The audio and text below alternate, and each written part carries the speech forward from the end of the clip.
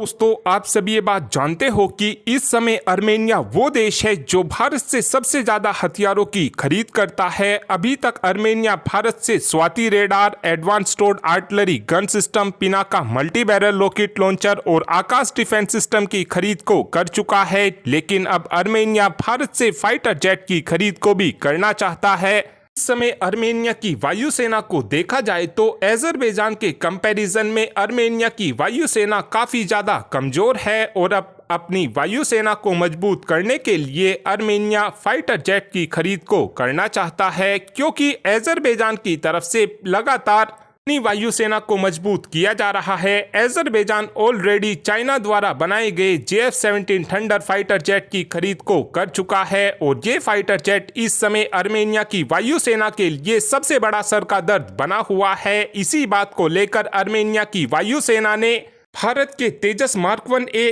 और तेजस mark 2 fighter jet को लेकर एक डिटेल में ब्रीफिंग मांगी थी और अब बताया ये जा रहा है कि HAL और एरोनॉटिकल डेवलपमेंट एजेंसी के कुछ ऑफिशियल की तरफ से ये ब्रीफिंग आर्मेनिया की वायुसेना को दी गई है और इस ब्रीफिंग के दौरान आर्मेनिया की वायुसेना को हमारा तेजस मार्क 2 फाइटर जेट काफी ज्यादा शानदार लगा है। इस समय आर्मेनिया की वायुसेना की तरफ से तेजस मार्क 2 फाइटर जेट को लेकर बोला यह गया है कि जो भारत का तेजस मार्क 2 फाइटर जेट होगा वो रेंज के मामले में, पेलोड के मामले में और परफॉर्मेंस के मामले में तेजस मार्क 1A फाइटर जेट से काफी ज्यादा बेहतर होगा। तेजस मार्क 2 फाइटर जेट की बात की जाए तो इस फाइटर जेट के पहले प्रोटोटाइप के ऊपर काम किया जा रहा है। HAL की तरफ से तेजस मार्क 2 फाइटर जेट को 2025 के अंत में रोल आउट कर दिया जाएगा और साल 2026 में हमको हमारे तेजस मार्क 2 फाइटर जेट की फर्स्ट फ्लाई भी होते हुए दिखाई देगी और साल 2030 के आसपास इस फाइटर जेट के प्रोडक्शन को करना शुरू कर दिया जाएगा और उम्मीद इस बात की जा रही है कि साल 2031 या फिर 32 में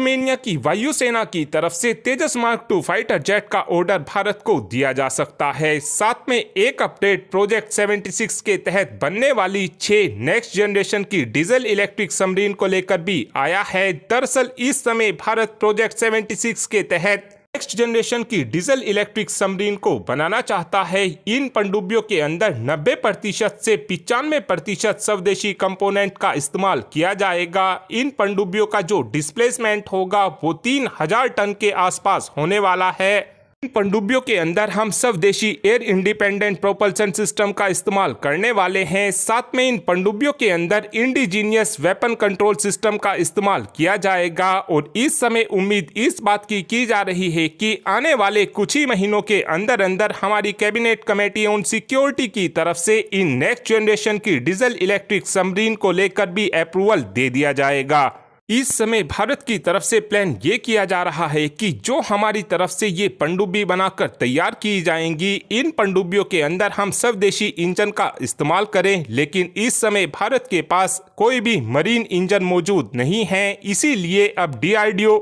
किसी विदेशी कंपनी के साथ मिलकर मरीन इंजन को बनाना चाहता है। इस इंजन को लेकर भारत की तरफ से शर्त ये रखी जा रही है कि हम केवल उसी कंपनी के साथ मिलकर इंजन को बनाकर तैयार करेंगे जो कंपनी अपने इंजन की 90% से 95% टेक्नोलॉजी हमारे साथ शेयर करेगी। प्रोजेक्ट 76 के तहत जो भारत की तरफ से शुरू में 2 पनडुब्बी बनाकर तैयार की जाएंगी, उनके अंदर तो हम जर्मनी द्वारा बनाए गए इंजन का इस्तेमाल करेंगे और जो बची हुई 4 पनडुब्बी होंगी इनके अंदर हम स्वदेशी इंजन का ही इस्तेमाल करेंगे और ये इंजन 3000 हॉर्स पावर जनरेट करने में सक्षम होगा और एक पनडुब्बी के अंदर 2 इंजन का इस्तेमाल किया जाएगा। और अब आप ही कमेंट कर बता सकते हैं कि क्या फ्यूचर में हमको आर्मेनिया को तेजस मार्क 2 फाइटर जेट एक्सपोर्ट करना चाहिए, हाँ या फिर ना। इस बात का आंसर आप कमेंट बॉक्स में दे सकते हैं। Thanks for watching this video.